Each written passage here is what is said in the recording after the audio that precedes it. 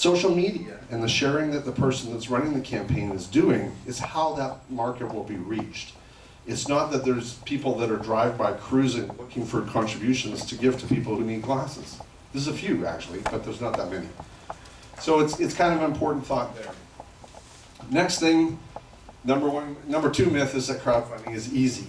Crowdfunding puts together all the problems that you have as a startup into one bucket that's easily measured, and your results will be visible publicly. You have to figure out, does your product match the needs of your market? Is it the price point that they want? Do people care about it enough and that you can reach those people by yourself without a lot of extra help and find the market that's going to buy your product? This thing has really given up on me. So it puts together everything. If you can survive this part of your product launch, you're doing really, really well as a company. I'm being honest, okay? If this stuff is not really easy. Having said that, compared to the alternatives, it's actually quite easy. You have to do these things anyway. It just brings it all to a head. So you can use crowdfunding as a tool to help you plan how to be more successful with your business by doing the things that you need to do correctly to support this. Okay, final one, this applies to securities especially, but also around entrepreneurs who are first starting their campaign. It's not free money. When you sell a share in your company, you have a big obligation to that shareholder. And you need to respect that money, because at some point you'll also have to pay it back in terms of increasing the value of the company and then perhaps giving them an exit.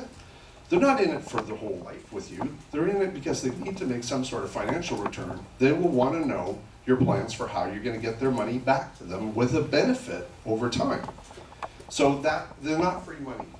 And it seems easy to sell shares in your company early on. But also remember, it's the most expensive part of your company you will ever give away. Your first shares are incredibly valuable in the end. Let's just say you took and you went up to a $100 million valuation and you had 1,000 shares. Each one of those shares gets to be really, they're only cents when you start. Oh, I'll give you 20% of the company to help me go do this. When you're done, that's worth 20 million bucks. That's really expensive. So it's not a bad idea. Sometimes it's the only thing that'll get you to where you want to go. But just be aware that they have a high cost.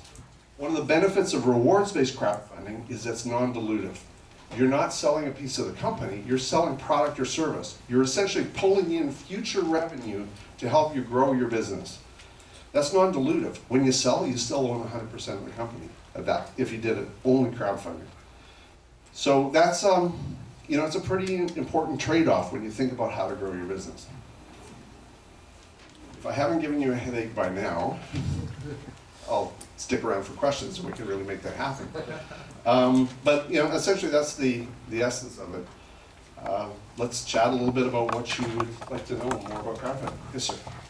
Recently we spoke to an angel investor who said that from his knowledge, there's no accredited investors that will touch a company that's done crowdfunding before securing funding. Is that something that you've heard before? They're still stuck about 2 or 3 years ago. So the question was, if an angel wouldn't necessarily invest in a crowdfunding company unless there have been angels into it prior to the crowdfunding. There's lots of proof points that that's not the truth.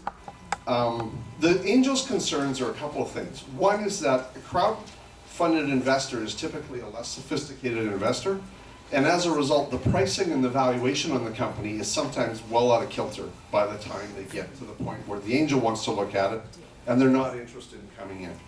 Second thing that happens is that, this is kind of important, if you're going to bring in 100 to 200 investors in the company, and you go to liquidate the company or sell it or move on to a VC firm or something like that, you can impose a lot of complications on yourself as the entrepreneur because you need to get permissions from all those people to sell the company if you haven't structured it correctly. This is why I recommend things like FriendFunder. They have things called voting trusts, where legally you get all the shareholders that would come in through a crowdfunding exemption to act as one class with one representative. So you only have one vote from all of those people and only one person who has to sign for all those people. that might be one of your directors or someone else representing that class. It makes it significantly easier. So a few years ago, these things weren't well worked out, and the angels were quite nervous about things like that, and somewhat rightly so. Now, a lot of that stuff can be done and handled properly. The legal structures are there to make it work. Is that, yes, sir? Yeah, just interested in the difference between the all or nothing model or the flexible time, where you've just basically got a bunch of time to perhaps get to your goal or not. Success-wise, how would you rate those two? So looking at the all or nothing being, you just get, if you're $1 short, you get nothing, whereas flexible time, you're allowed to just carry on until you get what you need. So the question is, in the difference between all or nothing and keep it all type campaigns, where you get to keep everything, which ones are more successful? It really gets into your starting criteria about what do you need. The worst nightmare for you is if you need 100,000 and you get to 70 and you can't ever get beyond that. You have an obligation to a bunch of people, and at least to give them their money back, and that can cost you. So there's different criteria, and it's really hard to compare the results that way. You know, around the idea of going for the goal, you should go for a goal that you know you can really realistically expect to hit. And use the concept of a stretch goal if you think you could get more than that. So if you think you could get 100, but you're hoping to get 150, make your goal 100. And then go for stretch when you get to closer to that point. Because people want to feel like you have a high chance of success, or they won't bother contributing at all. Does it make sense? Yeah. If you get to the point where you're $1 short, you have a credit card in your pocket. Fix the issue. Right? Invest in yourself for another $1 to get over the line. More questions? Everyone here says thank you for the presentation. They loved it, and they want to know if they can have access to the slides. I will make them available, and I'll share it out through you, and we can get to everyone. Perfect, thank you. Yes, sir. About, well, some of the, you're saying Indiegogo and so on, they're in the States, and Yep. you're doing this and you're in Canada, and then you're talking about if you're going to be giving them something in return, you've got tax issues. So what happens if you're doing it in Canada, but your people that you're giving product are in the States, or you're using an American company? Okay, so the question is kind of what are the issues if you're using a company for your crowdfunding that is not located in Canada, and specifically around things like taxes for that. So a couple of thoughts. One is that you're doing commerce, really. This is a form of business commerce for most rewards-based crowdfunding. That is taxable based on the idea that there's a benefit going to those customers when they're giving you some money, and CRA and IRS treat that as income. Now, as a business, you're going to have expenses to offset that income, just as if you sold it as e-commerce on your website. So the taxing is involved in two kinds. One is taxes on income that you have. Didn't realize I was starting to become a tax specialist here. But taxes on income that you're getting from the crowdfunding campaign, whatever is left over as profit would be taxable. Second thing is sales taxes. You have to be careful, and you know, we think sometimes that we can sell across the internet without charging tax, but Amazon is giving us a pretty clear example. You're going to get taxed in every jurisdiction that you're selling into, with the hope that you can have some sort of relief because of just not attracting enough business in those areas to justify your remittances. But it is something, if you get a very successful project, you need to get some really good advice on about selling cross-border with particularly state and local taxes. They can nail you badly. So get the best tax advice you can. And a lot of the firms locally are really good at handling that. You know, on a scale of 1 to 10 of the things I worry about as an entrepreneur, it's a kind of in the 1 to 2 range. It's not that big a deal comparatively, but you have to be careful. It depends on the success of your project. Does that answer your question? Okay, we can talk more if you want. We'll put more afterwards. I think Edward Snowden. Snowden, yes. He's on the front page. How is the case? His case. So a couple of, the question is, Edward Snowden and Julian Assange and Pussy Riot and a couple others use Fundraiser as a platform.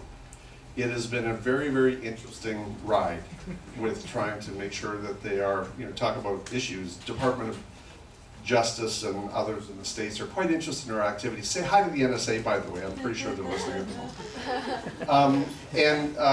They came to us and said, we're trying to raise money for the legal defense of Assange initially, and then later Snowden. And to their credit, at the time, the Department of Justice was not allowing WikiLeaks to raise money anywhere. All the credit card companies and that were blocking them. And so we had to run this up the flagpole at PayPal, which was our payment provider. And to their credit, CEO of eBay and the president of PayPal both said, raising money for his legal defense? Let him run. And stood up to the Department of Justice and said it was still a legal activity. So that's how that got started. It's just one of the many funding venues that they have, but it certainly gave me a lot of connections. So when I came in on 2 days before Christmas a few years ago, and I had to try and get permission. We said, essentially, we need to know that you're really Julian Assange. And the group came back and said, well, just a minute, I'll get the lawyer on the line. And that was the end of that. It was like, oh God, here we go. Does that answer your question? Okay. I think we're getting close. How are you doing for time? I'm a little bit over, I know. No, actually, everyone here is loving it, says it's meant to be, and they're so excited. They wish they could be here just like us. Cool. Okay, go ahead. Great. Quick final question. I was wondering if we're a Canadian company, do you recommend to raise in US dollars or Canadian dollars? Great question. The answer to that would be, where are your costs? So if your costs are mainly US, I would use US dollars. If your costs are Canadian, I'd use Canadian dollars. And you have to remember that you got a split there probably because staff and overhead and whatever, and then product cost. Hopefully that helps. I'll get one more at the back. Hi, I was just wondering what kind of crowdfunding platform is suitable for an art project? So, An art project. art projects. So the question is, what kind of crowdfunding platforms work great for art projects? It depends on the type of project.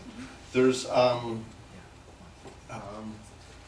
the big question around those is, what kind of community support can you get from the platform itself? Those types of projects tend to have a lot less support. There's a group called Jazzbox, and there's a couple others that are involved in more arts-related funding, but they're not. It hasn't taken off as a community in the same way. I can point to a couple of successful campaigns, but it's a tough slog. Okay, well, I really appreciate your patience and for this and your interest, and I'll be around for questions afterwards if anybody wants to chat. Thank you, Bill. Give it up for Bill.